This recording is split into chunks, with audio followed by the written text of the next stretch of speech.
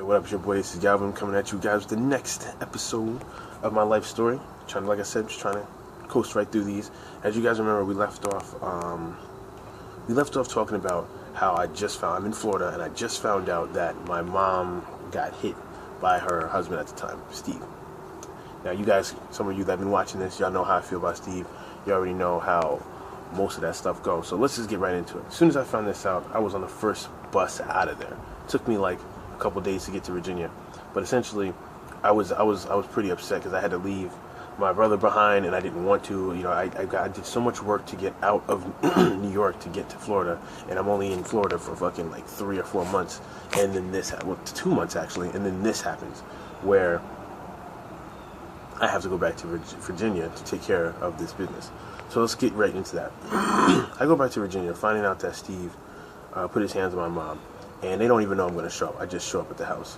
So literally, when Steve gets home with my mom, when he walks in the door, he sees me sitting on the couch, and I'm just kind of looking at him like, yeah, I'm here. You know I know what you did, and it's about to be a fucking problem. Essentially, long story short, I was there for 1 year exactly. During that 1 year, the first couple of months that I was there, I was establishing that you're not going to do anything to my mother anymore, and if I catch you doing anything, I'm rocking your shit. It was one of those things I set in a dominance in place. It was kind of like I did that because most of the time when any kind of domestic abuse happened when I was younger, I felt like I couldn't do anything about it because I was just too small or too young, and it shit really bothered me. It bothered me for the simple fact that I wanted to do something, but I couldn't do anything. And as I got older, and I realized, like, yo, I can actually defend my mother, I can actually protect my mother, it really changed everything. And that's why I sacrificed everything I needed to do to go to Virginia to help my mother out, to get this nigga removed. My goal was to come in, get him out, take up his financial, responsibilities for at least a year so my mother can go ahead and get her own place and do her own thing. So I come through. First 2 months, getting everything. I'm applying for mad places. I got my, I got my little car. It's working well. I'm doing what I need to do, and I'm also putting in place like, yo, you're not gonna touch my mom. Essentially, what happens in the next month is I'm still talking to Shoddy. At this point, we kind of made up while I was gone in Florida, and we're still talking. So at this point, I'm talking to Shoddy for 6 months. It comes right back around to the winter season again. Now, at this point, I want you guys to understand something. I'm extremely close to Shoddy at this point, even with everything that we've done and went through, and even though, the whole cheating thing and everything, I wasn't perfect in that situation. I probably could have been a little bit more concerned about her emotions about things. She wasn't perfect in the situation. We were both young, but at the same time, we both understood, hey, like, we can forgive and keep moving forward. I love the girl to death, and she was extremely important to me getting through certain situations because of who she was.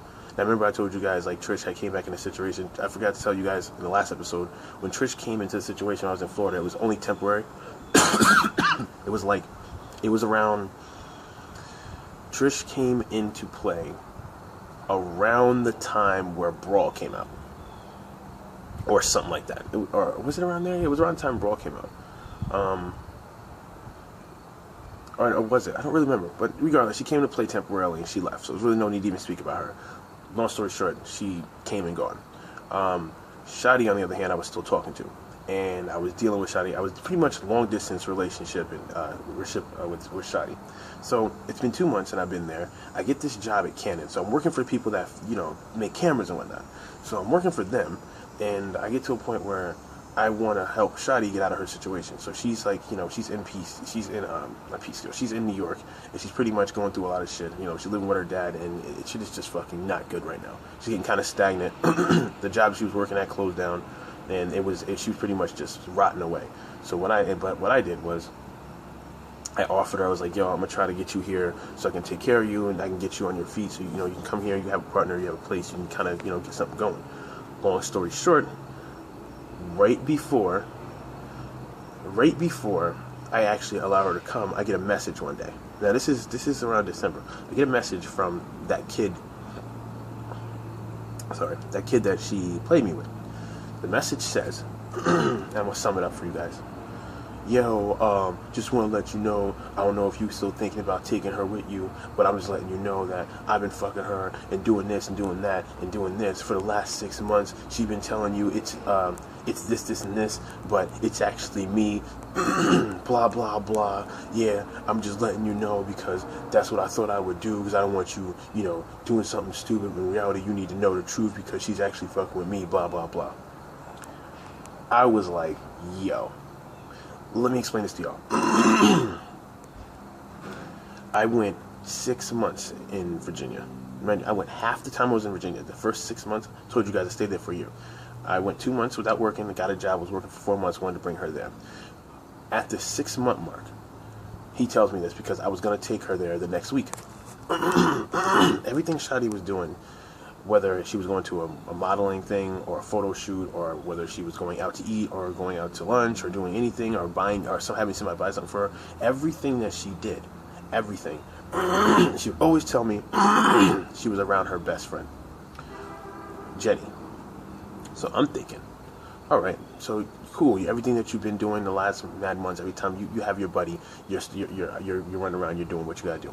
That's cool. So, yo, hold on.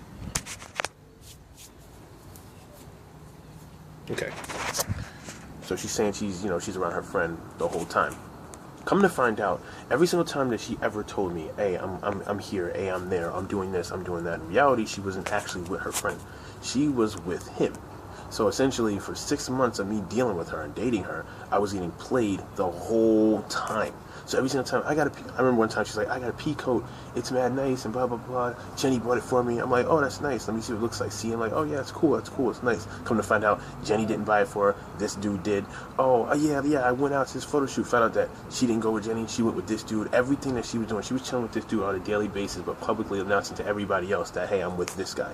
So everybody else thought she was with me, but in reality, she'd run around this whole city, like, with him.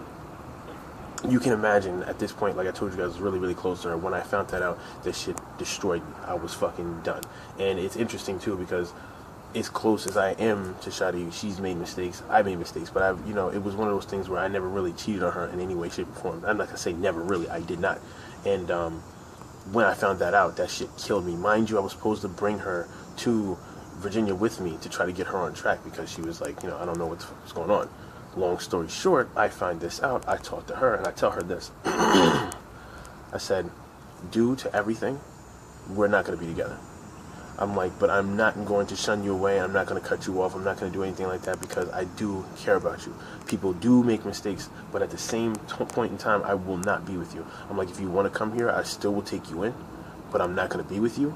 If you want to fucking mess around and be physical, I'm not going to pass it up. But I'm not going to be with you, essentially. I'm like, that's on your choice. You come here to live and you want to give it up, then that's on you. But if you don't, then that's fine. It's whatever. But I told her I'm not going to be loyal to her. She's not going to have my loyalty. I'm not going to date her. But you can come here to get your life straight. And my main reasoning for that was kind of related back to like the Mia situation, which is like, I believe that people can make mistakes. They should be forgiven for it. Depending on the remorse level of everything. And I kind of felt like, with Shoddy, I loved her enough and I cared about her enough to be like, yo, I can put aside the relationship aspect and everything that happened and just kind of focus on, hey, you did do this, it's okay, but at the same time, it's not okay, but I'm still going to take you in because I'm that kind of person. I want to do that. I do believe people make mistakes and you can forgive them and you can keep moving. He couldn't believe that. Like, the dude that, was doing all this, he couldn't believe that actually happened, that I did that. So what he did was he pretty much started losing control. Like, he started spazzing out. Long story short, it didn't work. She left because even though I was mad at her and even though she cheated on me, she still wanted to be around and she still wanted to get out of that situation. I had no problem with that. I took her in. She came down to Virginia, started busting her ass, and then we got much more closer there too. We went through a lot of stuff together in that last 6 months.